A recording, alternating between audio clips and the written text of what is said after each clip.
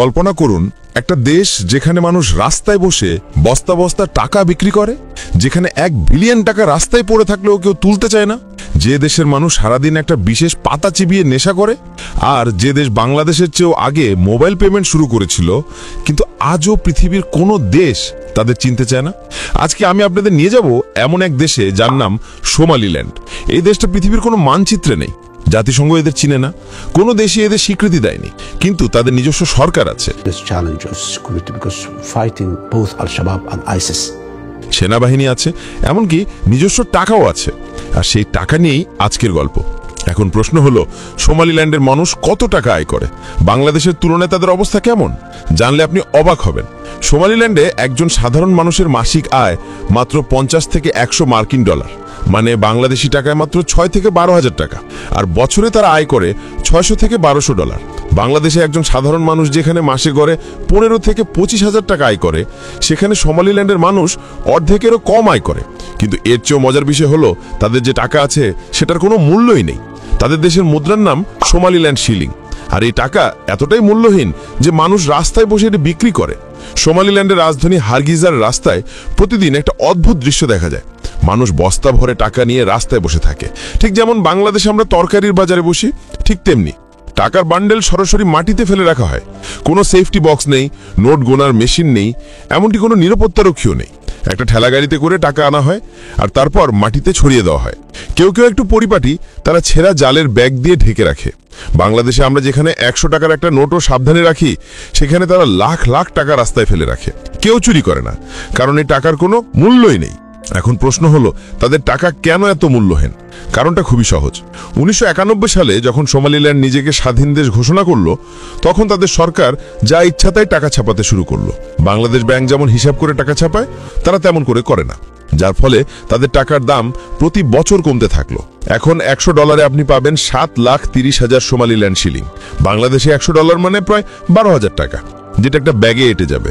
কিন্তু সোমালিল্যান্ডে 100 ডলারের সমান টাকা নিতে আপনার একটা বড় বস্তা লাগবে। আসলে তারা টাকা বিক্রি করে না, টাকা বদল করে নেয়। যেহেতু তাদের দেশ কোনো দেশ চিনে না, তাই তাদের টাকা দিয়ে আন্তর্জাতিক বাজারে কিছু কেনা যায় না, তাই মানুষ তাদের টাকা ডলার বা ইউরোতে বদল করে নেয়। কল্পনা করুন, আপনি বাজারে গেলেন, 5 মিনিট কেনাকাটা করলেন, তারপর 1 ঘন্টা ধরে দোকানদারকে টাকা গুনতে হবে।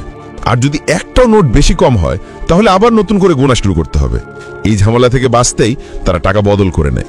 সোমালিল্যান্ডের মানুষের আর একটা অদ্ভুত অভ্যাস আছে। তারা সারাদিন একটা বিশেষ পাতা চিবায়, যার নাম ক্যাট। এটা এক ধরনের মাদক। বাংলাদেশে গাঁজা যেমন নিষিদ্ধ, এটাও তেমনি।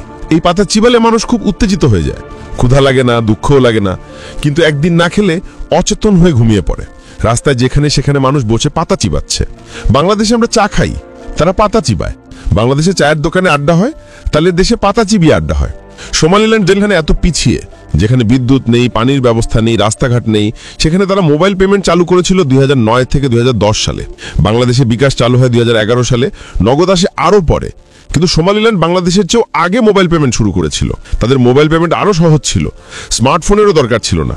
শুধু একটা সাধারণ মোবাইল দিয়ে SMS পাঠিয়ে টাকা পাঠানো যেত, ঠিক যেমন আমরা আগে মোবাইল রিচার্জ করতাম তেমনি।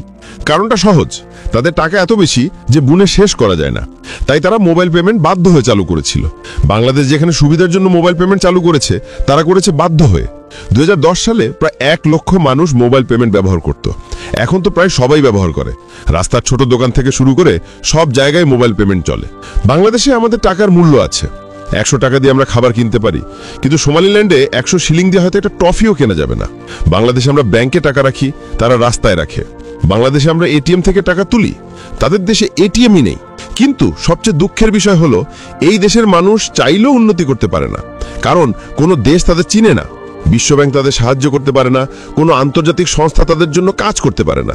রাস্তায় বস্তা বস্তা টাকা পড়ে আছে, কিন্তু সেই টাকা দিয়ে খাবার কেনা যায় না। মানুষ নেশার পাতা চিবিয়ে ক্ষুধা ভুলে থাকে। শিশুরা অপুষ্টিতে ভুগছে, কিন্তু তারা অসহায়। মোবাইল পেমেন্ট চালু হয়েছে, কিন্তু সেটা দুটো প্রাইভেট কোম্পানি চালায়। সরকারের কোনো নিয়ন্ত্রণ নেই। মানুষ ডলার দিয়ে লেনদেন করে, নিজেদের দেশের টাকা দিয়ে না। তো বন্ধুরা, আজকে আমরা জানলাম সোমালিল্যান্ড সম্পর্কে। এমন এক দেশ যেখানে টাকা আছে কিন্তু মূল্য নেই, যেখানে মানুষ রাস্তায় বসে টাকা বিক্রি করে, যেখানে একটা নেশার পাতা মানুষের সর্বনাশ করে দিচ্ছে। কিন্তু তারপরও তারা বেঁচে আছে। তারা হাসছে, বিদেশি দেখলে উত্তেজিত হয়ে হ্যালো বলে। তাদের নিজস্ব সরকার আছে, সেনাবাহিনী আছে। তারা স্বপ্ন দেখে একদিন পৃথিবী তাদের চিনবে। বাংলাদেশের তুলনায় তারা অনেক পিছিয়ে আছে, কিন্তু তারা হাল ছাড়েনি। প্রযুক্তিতে তারা এগিয়ে যাচ্ছে, মোবাইল পেমেন্ট ব্যবহার করছে। আমরা যারা বাংলাদেশে আছি, আমাদের অনেক সৌভাগ্য। আমাদের দেশ স্বীকৃত, আমাদের টাকার মূল্য আছে, আমরা উন্নতি করছি। সোমালিল্যান্ডের মানুষ সেই সুযোগটুকুও পাচ্ছে না। আশা করি আজকের ভিডিওটা আপনাদের ভালো লেগেছে। নতুন নতুন দেশ সম্পর্কে জানতে চ্যানেলটা সাবস্ক্রাইব করে রাখুন। এবার আপনার মতামত জানান। আপনি কি মনে করেন সোমালিল্যান্ড কি কখনো স্বীকৃতি পাবে? আর আপনি কি সোমালিল্যান্ডে যেতে চাইবেন, যেখানে এক বস্তা টাকা দিয়ে একবেলা খাবার কিনতে হয়? কমেন্টে জানান। আর পরবর্তী ভিডিওতে কোন দেশ সম্পর্কে জানতে চান সেটাও বলুন।